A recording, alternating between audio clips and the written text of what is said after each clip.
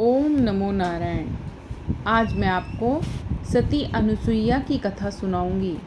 कथा सुनाने से पूर्व मेरा आपसे अनुरोध है कि आप कथा को पूरा सुने और कथा अगर आपको पसंद आती है तो कथा को आप लाइक करें, शेयर करें और मेरे चैनल को सब्सक्राइब भी करें। कहते हैं कि भगवान जब अपने भक्तों पर प्रसन्न होते हैं तो उनके यश को बढ़ाने के लिए वो अनेकों प्रकार की लीलाएं करते हैं। ऐसी ही एक लीला की भगवान ने अपनी भक्त अनुसुईया के लिए।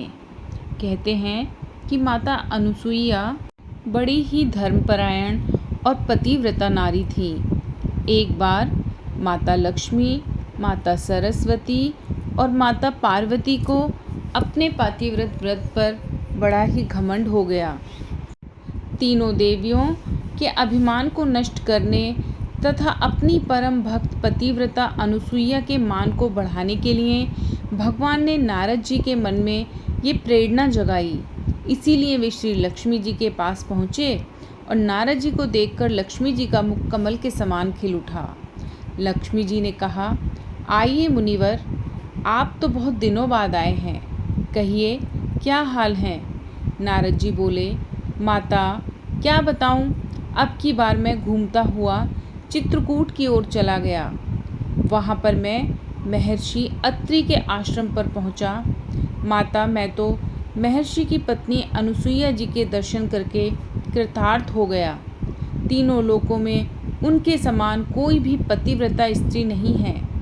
लक्ष्मी जी को नारद जी की बात पर बहुत ही आश्चर्य हुआ। उन्होंने पूछा, मुनिवर क्या वह मुझसे भी बढ़कर पतिव्रता हैं? नारद जी ने कहा, माता आप ही नहीं, तीनों लोकों में कोई भी स्त्री सती अनुसुईया की तुलना में किसी भी गिनती में नहीं है। इसी प्रकार देवर्षि नारद ने माता पार्वती जी एवं माता सरस्वती जी के पास जाकर उनके मन में भी सती अनुसुईया के प्रति यही भाव जगा दिया। अंत में तीनों देवियों ने त्रिदेवों से हट करके उन्हें सती अनुसुईया के सतीत्व की परीक्षा लेने के लिए आग्रह किया। तीनों देवों ने मना कर दिया, परंतु देवियों के हट के आगे उनको बात माननी ही पड़ी और ब्रह्मा, विष्णु तथा महेश महर्षि अत्रि के आश्रम पर पहुँचे। तीनों देव मुनियों के वेश में थे। उस समय महर्षि अत्रि अपने आश्रम में नहीं थे।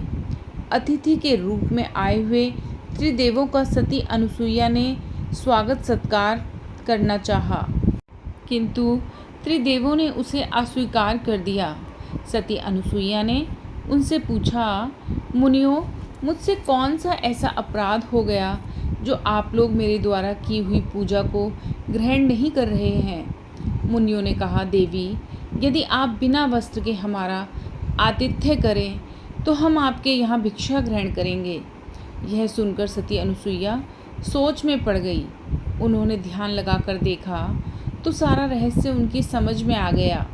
वे बोली, मैं आप लोगों का निर्वस्त्र होकर आतिथ्य करूंगी। यदि मैं सच्ची पतिव्रता हूँ और मैंने कभी भी काम भाव से किसी पर पुरुष का चिंतन नहीं किया हो तो आप तीनों 6-6 महीने के बच्चे बन जाएं। पतिव्रता माता अनुसुईया का इतना कहना था कि त्रिदेव 6-6 महीने के बच्चे बन गए। माता अनुसुईया ने निर्वस्त्र होकर उन्हें अपना स्तनपान कराया और उन्हें पालने में खेलने के लिए डाल दिया। इस प्रकार त्रिदेव माता अनुसुईया के वात्सल्य प्रेम के बंदी बन गए। उधर जब तीनों देवियों ने देखा कि हमारे पति तो वापस आए ही नहीं तो वे चिंतित हो गईं और अंत में तीनों देवियों अपने पतियों का पता लगाने के लिए चित्रकूट गईं।